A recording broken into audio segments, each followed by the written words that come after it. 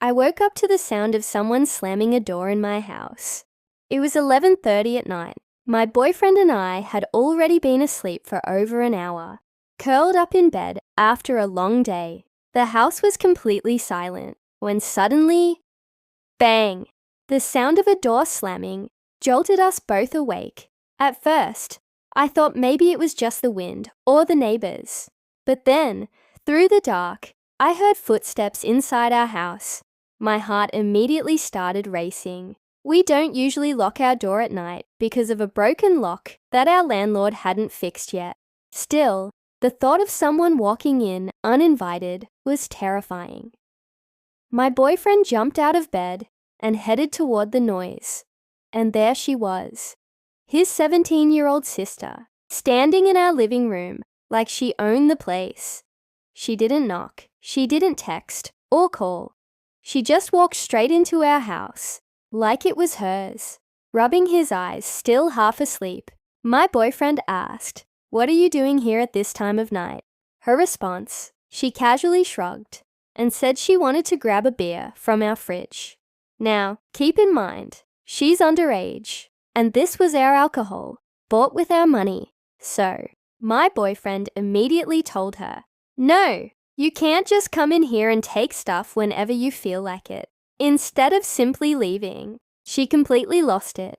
She stomped off toward the bathroom, slamming the door so hard that the whole house shook. My boyfriend and I looked at each other, both frustrated and confused.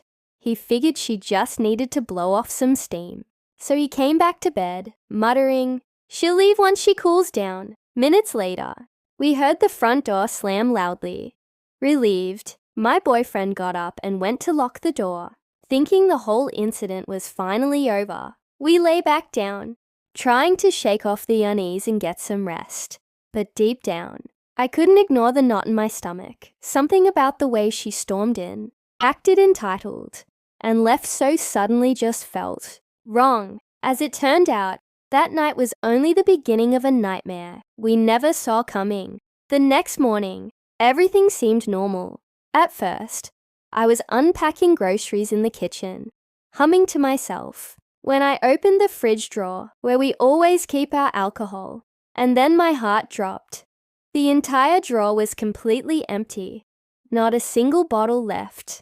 I froze, staring in disbelief. Just 2 days ago, I had bought a 24-pack of Seagrams, and I'd only had one drink. Where could they have possibly gone overnight? At first, I tried to stay calm and think logically. Maybe my boyfriend had moved them. Maybe we'd stored them somewhere else without realizing it. I turned to him and asked casually, "Hey, did you move the Seagrams to another spot?" He looked up from his phone, puzzled. "No," he said slowly. "I didn't touch them. My sister asked for a beer last night, but I told her no. Then she left, and just like that, everything clicked. My stomach tightened as the realization hit me. She didn't just come over to say hi. She came over to steal from us." I grabbed my phone and called her right away. When she picked up, her tone was casual, almost smug. But when I asked her directly about the missing alcohol, she didn't even sound nervous. She just lied to my face. She claimed she had only used the bathroom, and that maybe her friend came inside and took the drinks.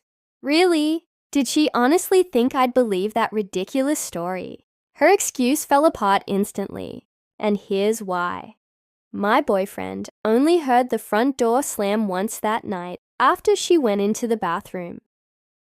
Our door sticks badly. You literally have to slam it hard to get it to close, meaning there's no way someone quietly slipped in and out.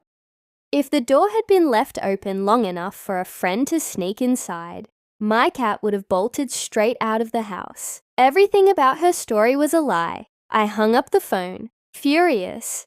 There was no mystery friend. The truth was obvious.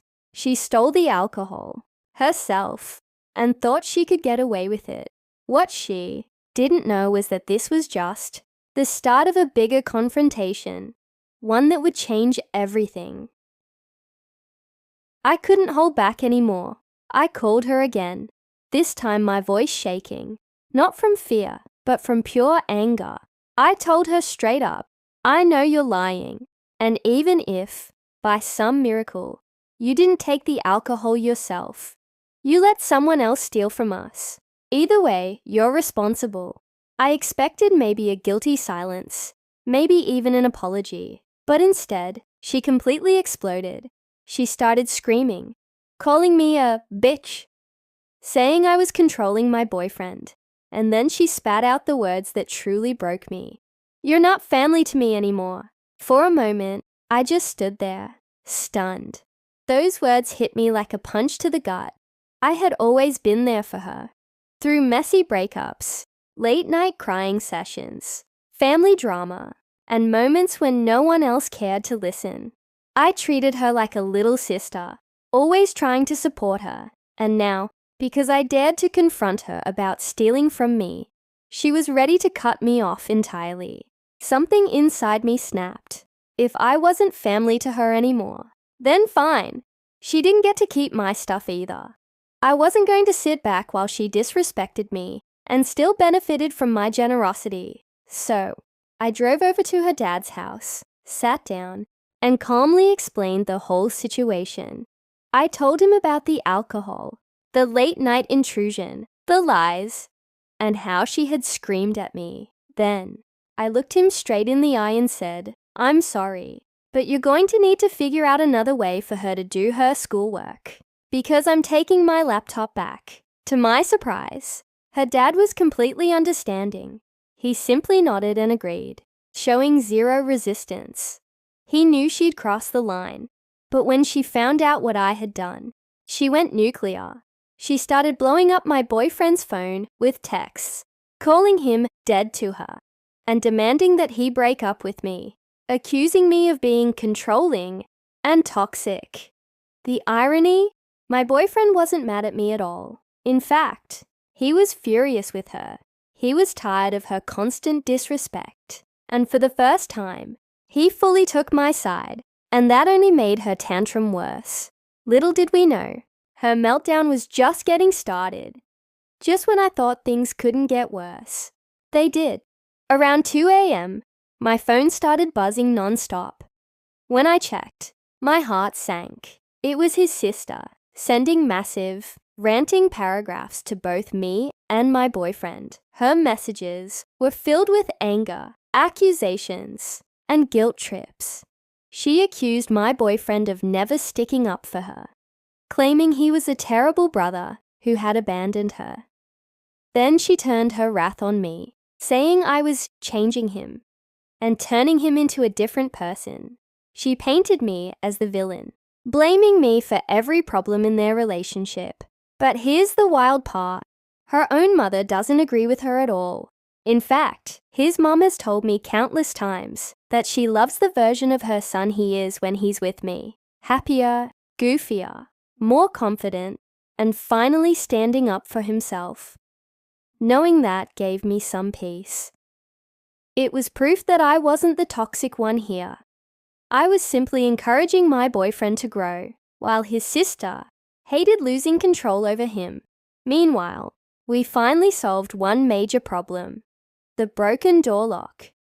We replaced it with a brand new handle, and for the first time in weeks, I actually felt safe in my own home. No more unexpected visits. No more random people waltzing into our house like it was a public park. But as for his sister, she didn't calm down. In fact, she doubled down, officially disowning both of us as family. She announced through text that she never wanted to see us again and blamed me for tearing her family apart. Here's the truth though. Never asked for this fight. I never stole from her. I never insulted her first. All I did was set boundaries and demand basic respect in my own home. If that makes me controlling, then so be it. So now, I can't help but wonder, was I really wrong for taking back my laptop and standing up for myself? Or was it finally time for someone to show her that actions have consequences? Because in my heart, I know this. Sometimes, protecting your peace means cutting ties, even with family.